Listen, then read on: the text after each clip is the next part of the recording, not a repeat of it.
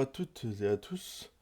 Aujourd'hui, nous allons mettre un peu de côté la théorie mathématique et nous intéresser au cryptosystème par substitution monoalphabétique. Et nous étudierons en effet le célèbre chiffrement de Jules César et un petit peu celui des Templiers. Nous verrons également une méthode statistique pour la cryptanalyse. Alors commençons. Il faut savoir que la cryptologie est une science très ancienne. En effet, les hommes ont toujours eu besoin de dissimuler des informations et de transmettre des messages en toute confidentialité. Alors faisons un peu d'étymologie. Le terme cryptologie vient du grec kryptos, qui signifie secret ou encore caché, et de logos, qui signifie discours. Finalement, la cryptologie, c'est la science du secret. Alors, elle regroupe la cryptographie et la cryptanalyse. Donc, la cryptographie a pour but de concevoir des systèmes visant à assurer la sécurité des communications sur un canal public, et la cryptanalyse vise à trouver des failles dans ce système. Alors, continuons un peu sur les définitions. Un des processus élémentaires auxquels le chiffrement fait appel est la substitution, qui consiste à remplacer, sans en modifier l'ordre, les symboles d'un texte clair par d'autres symboles. Quand je dis symbole, ça peut très bien être des lettres de l'alphabet. Alors donnons la définition suivante. On appelle substitution monoalphabétique tout cryptosystème consistant à remplacer chaque lettre du message clair par une autre lettre ou par un symbole. Et je pense que ici, vous voyez venir le chiffrement de César. Eh bien, passons justement à ce chiffrement. En effet, il est bien connu que Jules César cryptait ses messages importants. Sa méthode consistait à passer du texte clair au texte crypté en décalant les lettres de l'alphabet de 3 places. Plus précisément, la correspondance entre les lettres du texte clair et celles du texte crypté par Jules César est donnée par donc, la liste suivante. Par exemple, A devient D, effectivement on décale de 3 places, B devient E, et ainsi de suite. C devient F, et finalement on va comme ça jusqu'à Z qui devient C. Alors ainsi, le texte suivant, je vais envahir la Gaule, devient MHYDLV, HQYDKLU, OD, JD, XOH. Alors effectivement, cela paraît incompréhensible, mais nous allons voir plus loin que c'est facile à attaquer par une méthode statistique. Dans le vocabulaire moderne, ce cryptosystème s'appelle ROT3, qui signifie rotation de 3 crans de l'alphabet. De façon analogue, on a ROT4 qui décale les lettres de 4 crans, puis ROT5 qui décale les lettres de 5 crans, et ainsi de suite. Alors, l'inconvénient, évidemment, de cette méthode, donc cet inconvénient évident de cette méthode de cryptage par décalage, est qu'elle est très simple à décrypter. Il suffit de tester les 26 possibilités de décalage pour y parvenir. Par conséquent, la sécurité de cette méthode s'effondre si nous savons qu'elle a été utilisée. Alors, nous reviendrons au chiffrement de César plus tard. Parlons un peu de l'ordre des Templiers, qui a quand même marqué un petit peu aussi l'histoire, tout comme Jules César a marqué l'histoire. Eh bien, l'ordre des Templiers chiffrait ces messages à l'aide d'une méthode de substitution monoalphabétique. Alors, je vous ai fait un schéma qui résume en fait comment chaque lettre était donnée.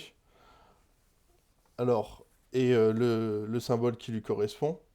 Alors, cette disposition des symboles permet une mémorisation plutôt facile de l'alphabet et facilite son utilisation. Si l'on se souvient des 12 premiers symboles, alors il est facile d'en déduire les 12 derniers en ajoutant tout simplement un point. Par ailleurs, la disposition des symboles évoque, vous l'aurez remarqué, la croix de l'ordre du temple. Et ainsi, il suffit de mémoriser que le premier symbole, ici, eh bien, est un chevron.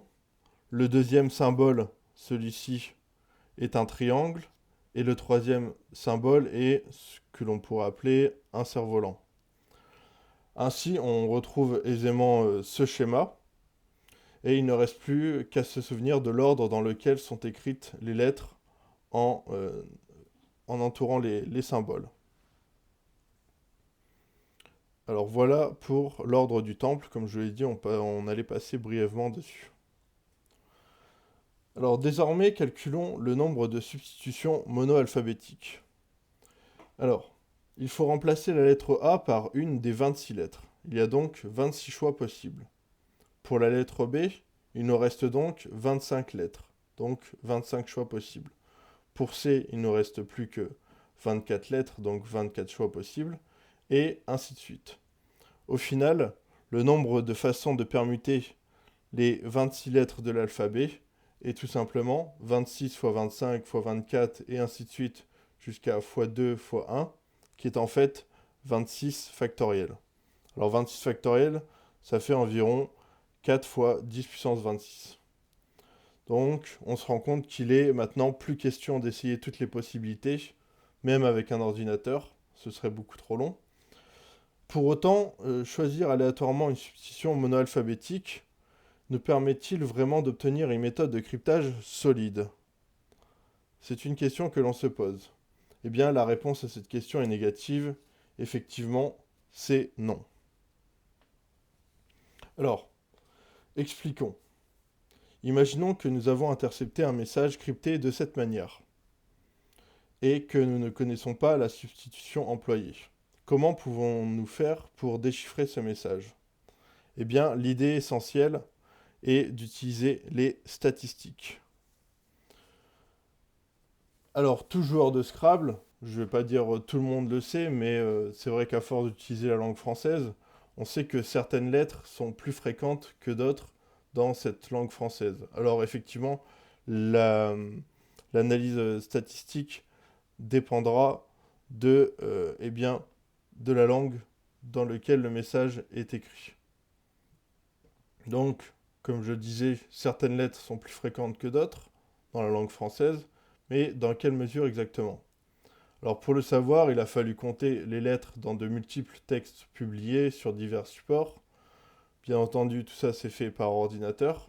Et on obtient alors les résultats suivants, exprimés en pourcentage. Par exemple, effectivement, la lettre la plus présente dans la langue française, c'est le E, qui est représenté à environ 18%. Puis on trouve le S, le A, le N, le T, et ainsi de suite. Et finalement, les deux lettres que l'on trouve très rarement sont le K et le W. Alors elles sont très très rares puisque leur pourcentage d'apparition est inférieur à 0,01%. Alors, en comparant les données de ce tableau avec les fréquences d'apparition des lettres du message que l'on a trouvé, donc le message chiffré, nous pouvons en général identifier quel symbole correspond au E, par exemple. Effectivement, ce sera la lettre la plus présente. Alors bien sûr, il faut que ce soit un texte qui soit assez long tout de même, puisque sinon il peut y avoir des biais. Et on peut aussi identifier quels sont les symboles probables pour représenter les lettres, donc S, A, N, T et I. Puis, en identifiant les mots de liaison et les articles, nous pouvons généralement trouver le symbole pour les lettres T, U, L et N. Alors, nous pouvons également utiliser le fait que les digrammes, alors les digrammes en fait ce sont les groupes de deux lettres, et bien les digrammes les plus fréquents en français sont ES, EN, LE et DE. Ils apparaissent environ de 4% à 2%. Effectivement, ES par exemple, les, là 10 grammes il y a ES, les trigrammes là ensuite on le verra après ES, bref c'est le pluriel en général, mais pas que. Donc c'est vraiment le plus fréquent, c'est le digramme ES. Alors il est important de préciser que cela est spécifique au français, comme je l'ai déjà dit, donc ce serait différent dans une autre langue. Alors restons-en en français. Donc les digrammes fréquents formés de deux lettres identiques, donc ceux effectivement de deux lettres identiques, sont dans l'ordre EE, LL, TT, NN, MM, le MM de 10 grammes par exemple, RR, PP, FF et CC. Ensuite, on peut utiliser les trigrammes les plus fréquents. Alors, les trigrammes les plus fréquents, quant à eux, sont des terminaisons, donc ENT, AIT, ANT, ou encore des petits mots tels que les, que, des ou et EST. Finalement, en devinant certains mots, nous trouvons le sens d'autres symboles. De cette manière, si le message codé est suffisamment long, encore une fois, on peut parvenir à le déchiffrer. Alors donc, cette méthode de cryptanalyse s'appelle l'analyse statistique de la fréquence d'apparition des lettres de l'alphabet. Elle est très importante à retenir, puisque pour ce genre de méthode, comme je le disais, donc la méthode de substitution monoalphabétique, elle est très, très importante à savoir utiliser. Et plutôt simple d'ailleurs, si on a un tableau qui recense toutes les fréquences, c'est plutôt simple à utiliser, il suffit ensuite de compter. Donc par exemple, vous avez un texte, vous pouvez soit faire un programme en Python par exemple, puisque c'est vrai qu'on fait beaucoup de Python. Alors ici, il n'y aura pas de Python, mais il y en aura dans une prochaine vidéo sur notamment le chiffre de César, donc le chiffrement de César. On fera une vidéo Python où on programmera donc la fonction chiffrement de César et la fonction déchiffrement de César. Vous pouvez faire un programme ou alors tout simplement copier votre texte dans n'importe quel éditeur de texte et faire un CTRL F ou un CMD-F pour ceux qui sont sur Mac et taper la lettre. Ça vous donnera le nombre d'occurrences de la lettre et ainsi de suite. Donc, comme je disais, cette méthode est très importante. Alors, effectivement, revenons-en à l'époque où c'était utilisé, donc notamment au Moyen-Âge. Eh bien, au Moyen-Âge, un érudit qui possédait ces connaissances, même de manière approximative, était normalement capable de déchiffrer la plupart des messages cryptés. Alors, il faut savoir que jusqu'au XVIe siècle, la principale méthode de chiffrement était la substitution monoalphabétique. Cependant, une autre méthode était également utilisée, c'est la méthode de transposition. Alors, donnons-en la définition, qui se trouve ici. Eh bien, on appelle transposition tout cryptosystème consistant à changer l'ordre des lettres du message clair pour obtenir le message chiffré. Et je vais vous donner un exemple que voici. Donc, c'est une méthode de transposition classique qui consiste à écrire le message en ligne dans un tableau comme ci-dessous. Ici, vous voyez, voilà, donc on a écrit voici un exemple de cryptage dans un tableau à 5 colonnes, de 5 colonnes. Donc, effectivement, nous obtenons alors le texte crypté en lisant ce tableau en colonnes. Donc, le texte, voici un exemple de cryptage, donne ainsi V espace X E C A O U E espace R G I N M D Y E C espace P E P espace I E L espace T. Voilà. Alors avec cette méthode, il suffit de se mettre d'accord sur le nombre de colonnes du tableau. Ici, nous en avons 5 pour pouvoir s'échanger des messages. Alors c'est une méthode amusante. Moi je l'avoue, je la trouve amusante. Pour débuter, c'est assez amusant. Mais l'inconvénient majeur de cette méthode est que sa sécurité est réduite à néant si nous savons qu'elle a été employée. Il n'est en effet pas difficile d'essayer toutes les possibilités de taille pour le tableau et de trouver rapidement la bonne. Alors, faisons une conclusion sur cette partie.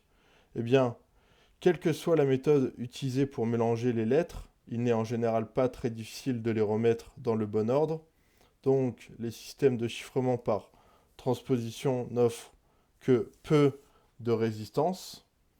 pour peu que l'on essaie de les attaquer, bien évidemment, il faut essayer de les attaquer, sinon on ne peut pas savoir. Alors, durant le Moyen-Âge, encore une fois, parce que c'est lors du Moyen-Âge que c'était utilisé, eh bien la sécurité de ce système ne reposait que sur la croyance, forcément irrationnelle, mais très répandue, qu'il était impossible de déchiffrer les textes cryptés. Par conséquent, la plupart des gens n'essayaient pas de les attaquer. Donc, effectivement, si on n'essaie pas de les attaquer, on ne peut pas savoir s'ils sont plus ou moins solides. Et d'ailleurs, je le dis comme ça, et qui en fait tout simplement il est également possible de combiner une transposition et une substitution monoalphabétique, mais cela ne renforce que très peu la sécurité. Finalement, jusqu'au 19e siècle, l'avantage était clairement du côté de la cryptanalyse. Il n'existait pas de moyen pour réellement protéger les informations contenues dans un message jusqu'à l'invention du chiffrement de Vigenère, que nous étudierons dans une prochaine vidéo. Effectivement, nous consacrerons une vidéo entière sur le chiffrement de Vigenère. Alors, nous arrivons à la fin de cette vidéo sur l'introduction aux méthodes de chiffrement par substitution monoalphabétique et par transposition, ainsi que sur une méthode de cryptanalyse qu'on a vue, celle statistique. Voilà, j'espère que cette vidéo vous aura plu et je vous dis à bientôt.